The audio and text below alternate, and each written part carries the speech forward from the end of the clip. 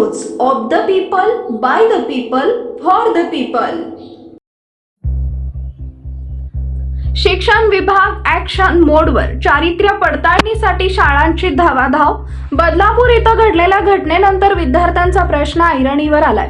या घटनेनंतर खडबडून जागे झालेल्या शिक्षण विभागासह पोलिसांनी देखील आता शाळेतील कंत्राटी कामगार आणि कर्मचाऱ्यांच्या चारित्र्य पडताळणी तत्काळ करण्याबाबतच्या सूचना शाळांना दिल्यात. त्यामुळे कंत्राटी पद्धतीने नियुक्त केलेल्या कामगार आणि कर्मचाऱ्यांचे चारित्र्य पडताळणी प्रमाणपत्र मिळण्याची प्रक्रिया सुरू असून त्यासाठी शाळांची धावपळ सुरू असल्याचं दिसून येतं.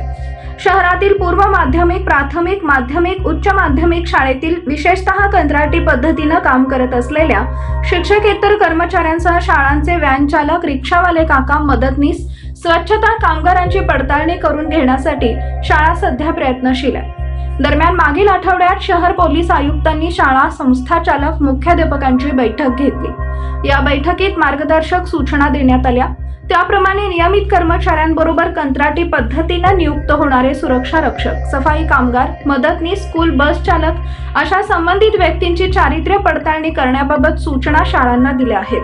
त्यामुळे कंत्राटी कर्मचाऱ्यांनी चारित्र्य पडताळणी प्रमाणपत्र तत्काळ शाळेत जमा करावे असं मुख्याध्यापकांनी आणि व्यवस्थापकांनी संबंधित कर्मचाऱ्यांना सांगितले.